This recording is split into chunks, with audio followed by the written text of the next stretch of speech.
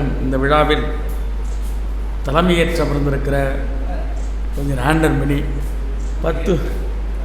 10 நூல் எழுதிட்டு ஏஐ வச்சு எழுதுறேன்னு சொல்லிட்டு இருக்காரு.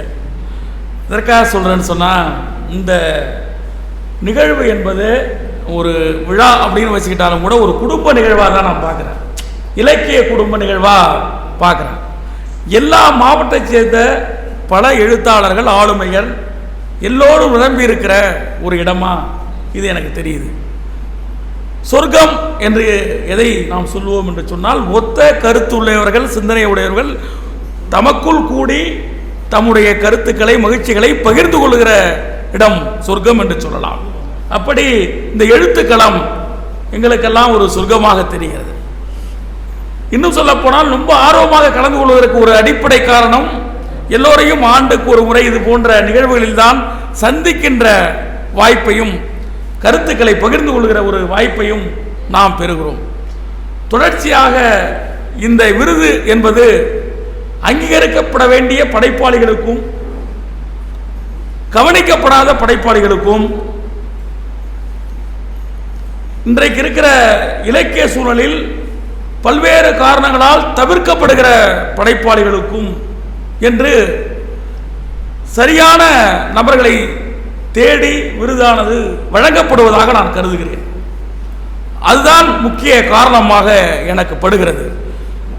ஒரு விருது என்பது ஒரு படைப்பாளிக்கு அவன் படைப்பை சமூகத்தில் சேர்ப்பதற்கான ஒரு வாய்ப்பு.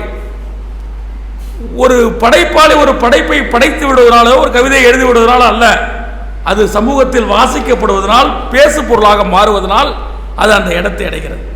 இலக்கியனுடைய பனைவிடையாக இருக்கட்டும், சிவகுமார் முத்தையா அவர்களுடைய நூல்களாக இருக்கட்டும், சமூகத்தில் இருக்கிற பல்வேறு சிக்கல்களை அது எடுத்து வைக்கிறது.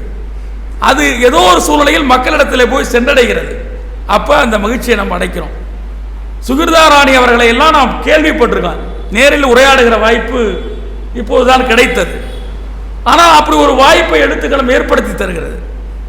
எல்லோரையும் அப்படி ஒரு இலக்கியத்தில் தொடர்ந்து செயல்படுகிற பொழுது, நீங்கள் எந்த நிகழ்ச்சியில் பார்த்தாலும் ஆங்கரை பைரவீர் போன்றவர்கள் நீங்கள் கேட்டு பாருங்க, எல்லாருடைய கவிதையும் பெயரோடு சொல்லுவார். பல இலக்கிய கூட்டங்களில் கவிதை மேடைகளில் சொல்லுவாங்க, யார் எழுதுனாங்கன்னு சொல்ல மாட்டாங்க. இது ஒரு புறக்கணிப்பு. அப்படி பல்வேறு ஆளுமை அவங்களாம் விருது வாங்கியிருக்காங்க. எழுத்துக்களம் என்பது சரியான நபர்களுக்கு சரியான விருதை தரும். அதற்கு பல்வேறு புரவலர்கள் ஆதரவாக இருக்கிறார்கள். நிர்வாக குழு, செயற்குழு, பொதுக்குழு என்று இருக்கிறாங்க. அப்புறம் இந்த அமைப்பானது சகோதர அமைப்புகளை இணைத்துக் கொண்டு தன்னுடைய நிகழ்வுகளை நடத்தி கொண்டிருக்கிறது. அன்பாதன் அவர்கள் குறிப்பிட்டதை போல, இந்த நிகழ்ச்சி என்பது எழுத்துக்களம், சூரியலா அவர்களை சார்ந்தவர்கள் நடத்துகிற நிகழ்வாக நாங்கள் ஒரு காலம் கருதியதில்லை. எல்லோரும் சேர்ந்து நடத்துகிற ஒரு நிகழ்வாக கருதுகிற ஒரே காரணத்தினால்தான் எந்த வேலைகள் இருந்தாலும் நாங்கள் அதை தவிர்ப்பதில்லை, தொடர்ந்து வருகை தருகிறோம். நீ சோலை மாயவன் போன்றவர்கள்லாம் பல்வேறு பணி நெருக்கடி எவ்வளோ இருந்தாலும் சரிதான், வராமல் இருந்ததே கிடையாது. பூபாலன் இருந்ததே கிடையாது. எல்லோரும் வருவதற்கு அடிப்படை காரணம். இன்னும் சொல்ல போனால், ஒரு முறை பார்த்தால் கூட நீண்ட நாள் பழகியவர்களைப் போல பழகுகிற ஒரு பண்பு அது இங்கே இருக்கு.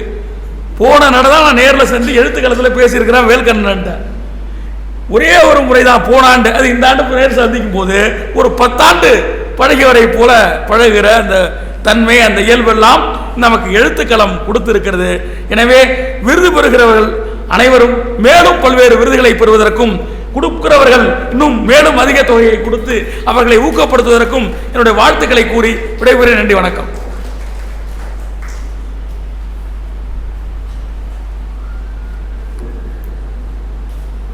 அடுத்து இரா பூபாலன் அவர்கள் வாழ்த்துரை வழங்க.